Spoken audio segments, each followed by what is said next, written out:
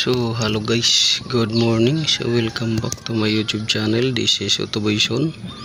So mayroon akong i-share sa inyo guys about sa complaint ni customer na pag nag-release ng handbrake ay parang hindi rin naka-release yung handbrake. So papakita ko sa inyo yung dahilan, lalo na sa mga tag-ulan na panahon.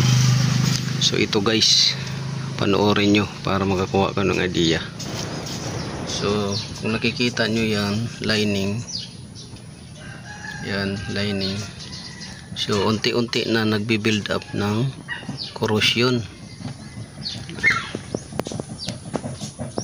Yan, build up na ng corrosion pati dito. So bakit nag-build up yan ng corrosion? Dahil sa tag-ulan na panahon, pag nababasa yan, kumakapit din dito. At lalo na kung nailublob nyo sa baha at kung palagi kayo nagkakarwash. So yan yung tendency na magkakaroon ng corrosion. So yan, ito na side, kaliwa to. So ngayon punta tayo sa kanan para makita ninyo yung sinasabi ko.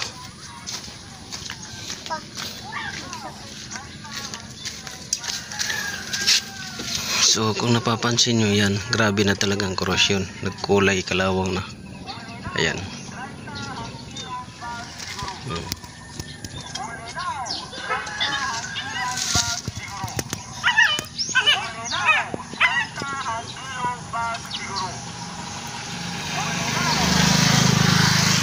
So kita nyo yung kalawang na yan.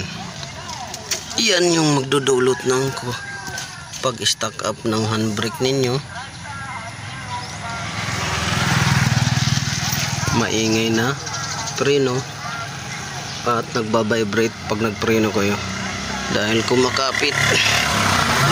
Yan. So punta tayo sa drum nya, brake drum. So ito yung brake drum ng kaliwa ay kanan. Ito yung brake drum ng kaliwa. Yan. So kung napapansin nyo sa kaliwa, wala gaanong kumapit na kalawang. Yan.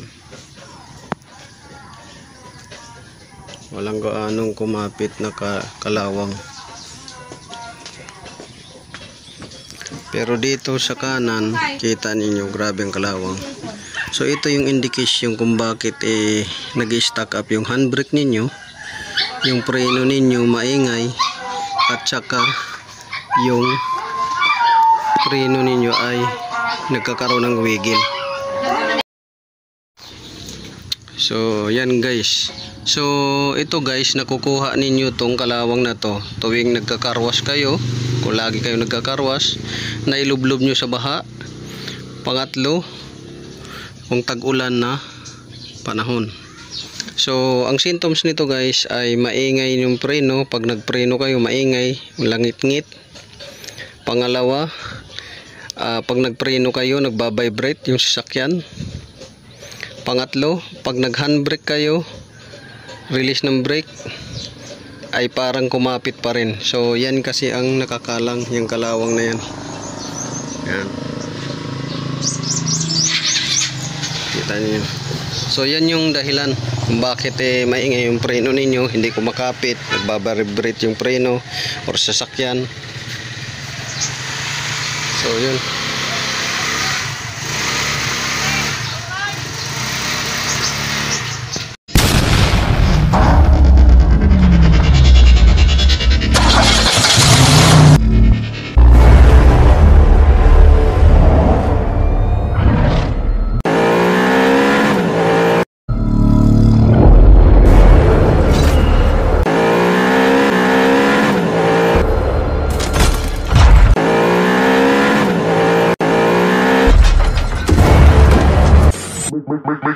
Make